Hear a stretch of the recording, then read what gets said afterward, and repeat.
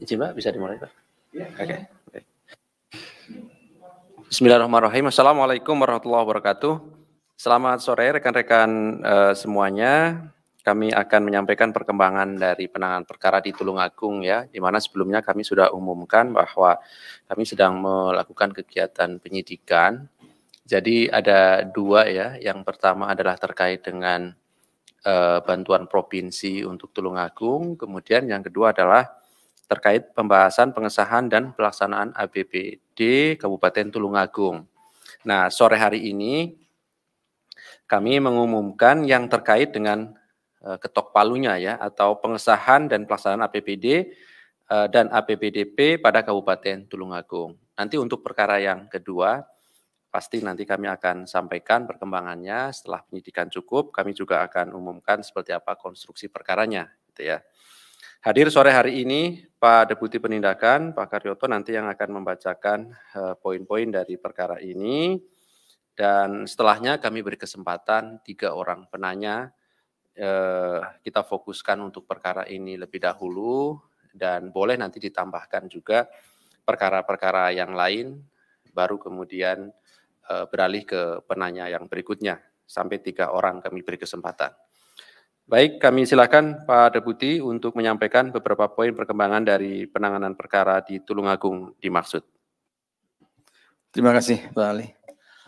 Assalamualaikum warahmatullahi wabarakatuh. Selamat sore menjelang malam rekan-rekan wartawan dari berbagai media dan masyarakat Indonesia yang saya cintai dan saya banggakan.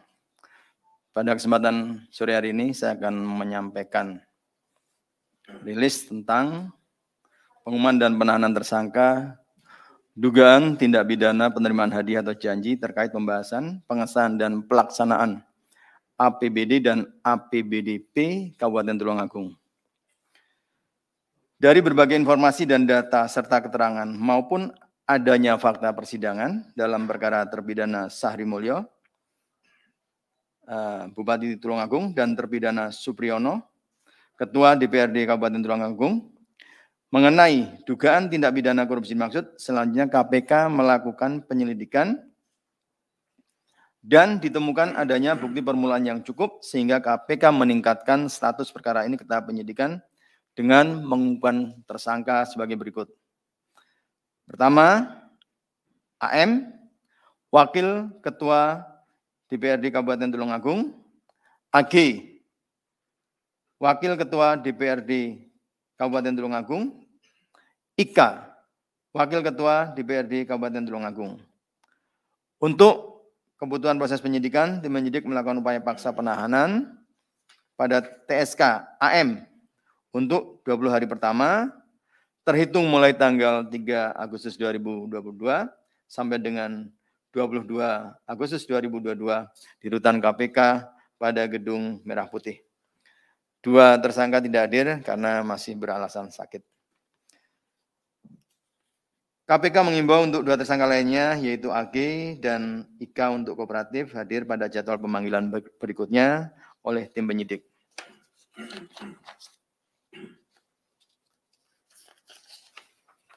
Konstruksi perkara diduga telah terjadi. AM, AG, dan IKA yang menjabat sebagai Wakil Ketua DPRD Kabupaten Tulungagung sekaligus merangkap jabatan selaku Wakil Ketua Anggaran periode tahun 2014 sampai dengan 2019. Sekitar September 2014, Supriyono selaku Ketua DPRD Kabupaten Tulungagung bersama dengan AM, AG, dan IKA melakukan rapat pembahasan RAPBD tahun anggaran 2015, di mana dalam pembahasan tersebut terjadi deadlock dengan tim anggaran pemerintah daerah, pemerintah Kabupaten Tulungagung. Akibat deadlock tersebut, Supriyono bersama AM, AG, dan IKA kemudian melakukan pertemuan dengan perwakilan TAPD, yaitu tim anggaran pemerintah daerah, dan dalam pertemuan tersebut diduga Supriyono, AM, AG, dan IM berinisiatif untuk meminta sejumlah uang agar proses pengesahan RAPBD tahun anggaran 2015 menjadi APBD dapat segera disahkan dengan istilah uang ketok palu.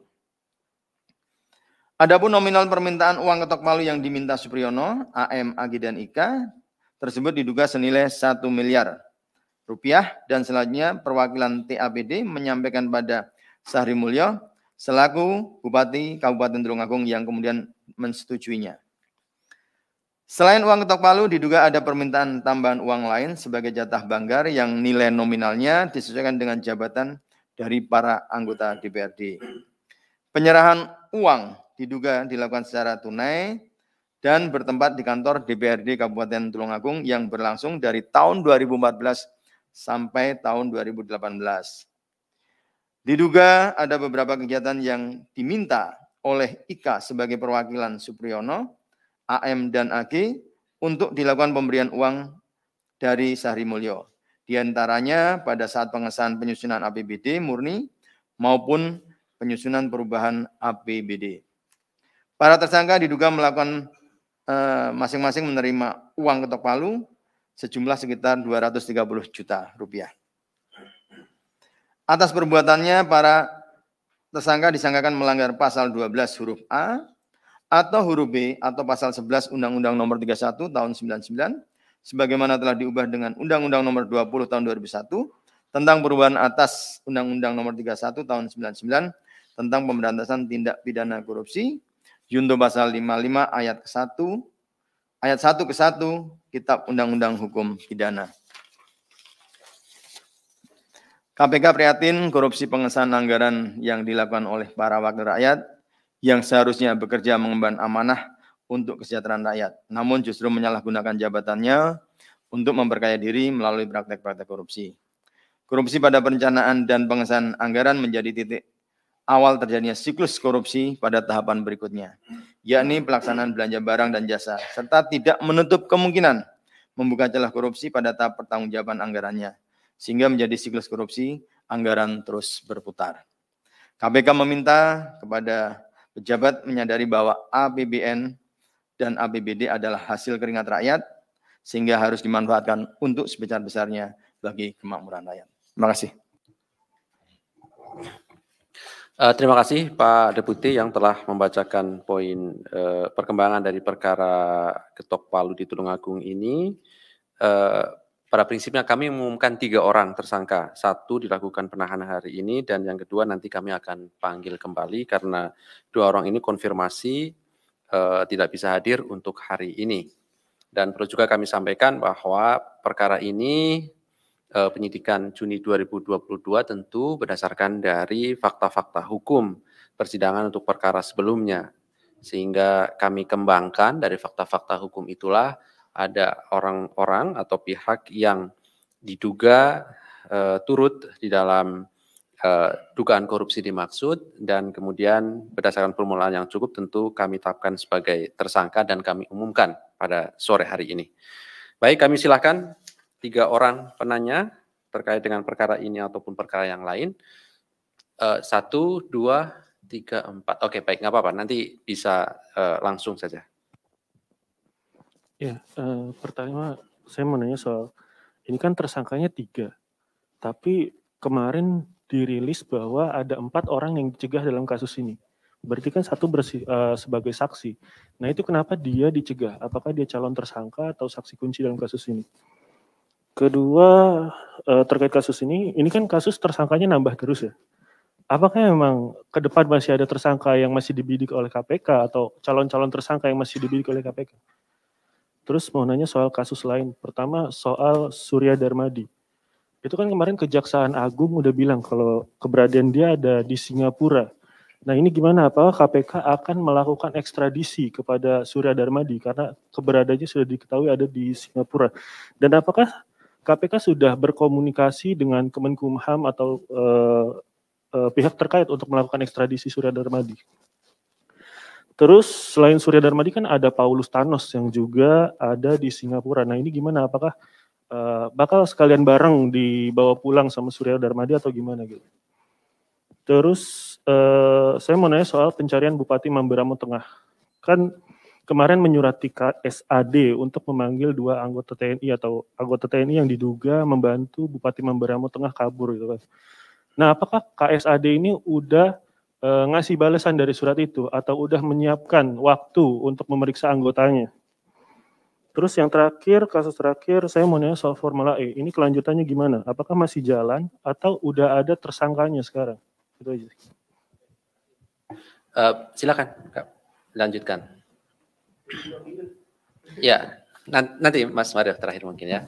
Nanti beri kesempatan bisa nanya lebih banyak. Sore Pak Ali dan Pak Deputi, saya Niam dari kompas.com.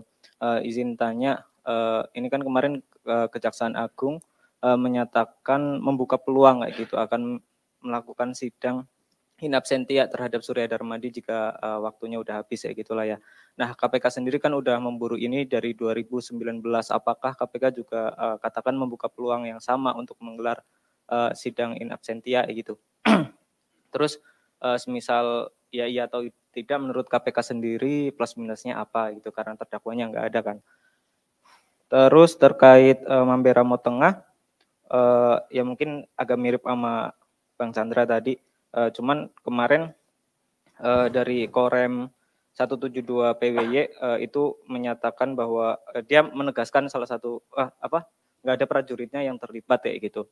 Nah, ya mungkin itu sih maksudnya nyampe hari ini kan kayaknya belum ada dari pimpinan tinggi TNI AD gitu ya soal klarifikasi atau konfirmasi dan sebagainya. Mungkin itu dulu. Saya Hanafi Detikkom. Ini nyambung dari pertanyaannya Bang Chandra soal Surya Darmadi. Tadi saya penasaran lihat website KPK soal orang dalam pencarian, tapi itu hanya ada dua DPO di websitenya itu. Kira-kira sekarang kan KPK ada 5 DPO, kenapa masih belum diupdate? Sampai sekarang juga masih belum diupdate. Makasih. Ya, saya mau nanya ini soal kasus terkait pengesahan ketuk palu ini, apa memang merupakan juga pengembangan yang kemudian ditemukan adanya dugaan korupsi terkait bantuan Pemprov Jatim dengan kepada Pemkab Tulungagung. Apakah artinya bahwa mungkin apakah jika memang ada kaitannya mungkin berkaitan soal cegah yang satu orang itu di kasus yang lain gitu atau seperti apa? Ini kan belum ada kejelasannya. Terus kemudian berapa sih sebenarnya jumlah tersangka dalam kasus Tulungagung ini? Ini kan kayaknya cukup panjang secara maraton dari sejak awal kasus ini. Apakah memang sudah selesai semua, sudah kena semua di DPRD-nya, terus sudah di PAW atau bagaimana? Nah untuk kasus lain ya saya cuma mau nanya soal tadi barusan Wakil Bupati Membramo itu diperiksa, itu apa memang sudah terlihat ada dugaan keterlibatan Wakil Bupati yang diduga mengetahui keberadaan Bupati dan menyembunyikan sejak awal kepergian DPO tersebut. Nah terakhir untuk ini Mas Ali soal kasus Pertamina LNG ini saya sudah kalkulasi ada 29 dan 29 saksi yang diperiksa itu merupakan direksi bahkan komisaris bahkan dari periode-periode yang berbeda dari 2011 sampai 2021.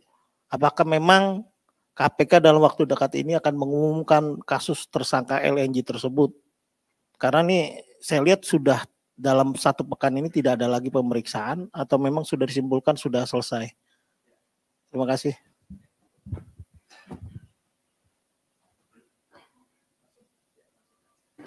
Lumayan banyak ini, ada beberapa pertanyaan yang sama tadi, Mas Chandra. Tersangkut masalah Tulungagung ini memang inilah ketika sebuah perkara berkembang dengan adanya fakta persidangan, menambah dugaan adanya tindak pidana baru, ya kewajiban kita untuk membuat keadilan agar sama. Ya memang tidak menutup kemungkinan karena di diskusi awal ini cukup punya potensi untuk berkembang. Terhadap orang yang dicekal bisa berpotensi. Artinya kalau misalnya dia saksi kunci, kalau keberadaan orang ini tidak ada, jadi akan bermasalah. Sehingga orang-orang ini kita untuk menyelesaikan perkaranya kita cekal dulu. Karena cekal ini semacam pembatasan bepergian saja. Ya. Terus kemudian masalah DPO, sebenarnya nanti akan kami adakan langkah-langkah sinergis dengan Kejaksaan Agung, karena ini tersangkanya sama. Kami masalah DPO, ya kami tidak akan banyak bicara, tapi kami juga melakukan upaya-upaya. Tentunya di sana ada KPK-nya Singapura, ya kita sudah mulai berkoordinasi. Ya, entah kapan berangkatnya, ya kita tidak tahu secara pasti, tapi yang jelas kita akan upayakan dalam waktu yang segera. Ya, baik terhadap DPO-DPO yang lain juga perhatiannya sama. Yang di dalam negeri juga kita upayakan juga. Karena DPO ada yang sudah terinformasi, ya jelas seperti Paulus Thanos itu sudah pernah diperiksa di sana. Ya, dan ini juga informasi terakhir memungkinkan atau berpotensi ada di daerah sekitar itu juga. Dan apabila bisa dilakukan agensi itu agensi secara kooperatif dia membantu akan lebih mudah. Namun kalau harus ekstradisi, kan kita juga udah tahu Singapura sudah membuat perjanjian ekstradisi dalam hal kejahatan korupsi. Nah, kemudian menyangkut tentang larinya Bupati, ya memang kami kan masih menerima informasi-informasi dan ini perlu diklarifikasi. Karena jangan sampai dalam penegakan hukum ada presiden buruk, adanya oknum-oknum yang diduga baik membantu atau apa. Tapi ini kan kita perlu konfirmasi. Kita tidak mengatakan menuduh atau tidak, paling tidak hanya konfirmasi dulu, dan apalagi ini ada institusinya. Dan secara kelembagaan kita harus menyurat dan nanti akan kita tindak lanjuti bagaimana langkah-langkah yang terbaik untuk melakukan aspek-aspek pencegahan. Kemudian masalah in absentia, sebenarnya kalau memang masih ada dan masih berpeluang untuk membawa kembali, ya jangan dulu, ya jangan dulu. Dan kami nanti akan kembali bersinergis dengan Kejaksaan Agung, dan dalam hal tindak pidana korupsi kami tentunya sebagai supervisor, ya akan kita sama-sama, ya kalau memang bisa sama-sama kenapa enggak, kan gitu, ya sama-sama. Kalau memungkinkan penuntutannya satu, ya kita upayakan. Apa yang tidak bisa, ya apalagi satu line, satu pekerjaan, satu jenis pekerjaan juga, ya.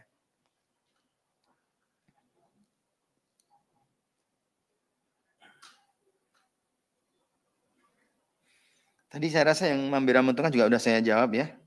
Tinggal yang ketiga, sama juga Surya Darmadi. Masalah website, ya tanggung jawab Pak Ali sendiri untuk masukkan. Jumlahnya kita tidak menutupi, dan rekan-rekan juga tahu jumlahnya bukan 2. Kalau nggak salah sudah nambah 1 berarti 6 ya, yang masih tersisa. Kemudian untuk ini pertanyaannya Pak Mario ini memang sulit dijawab, karena kan saya sudah bilang, kalau masih penyelidikan, kami tidak akan banyak memberikan informasi-informasi. Pada saatnya, ya silakan kalau Pak Mario mendapatkan sumber dari yang bersangkutan langsung secara doorstop, mau menyampaikan silakan. Tapi kami belum. Kami hargai pihak-pihak yang kita periksa, karena statusnya kan belum kita umumkan. Kalau memang dia saksi, ya silakan. Dari media mau menyampaikan silakan, itu tidak dari kami, ya. Mungkin itu, ada yang lain lagi? Makasih. Oh, Wakil Bupati. Saya rasa kalau di pembahasan di tempat saya aja belum ada, ya masih dalam rangka mungkin klarifikasi atau pencocokan data-data yang sudah kita dapatkan. Segala sesuatu kalau sudah maju di depan deputi berarti sudah ada mau naik atau mau turun, kan begitu, ya. Terima kasih. Ya. Oh, formula. Saya kan masih lidik. Kami nggak berani menjawab, ya. Doakan saja cepat selesai lah. Selesainya bagaimana, selesai yang terbaik, kan gitu. Karena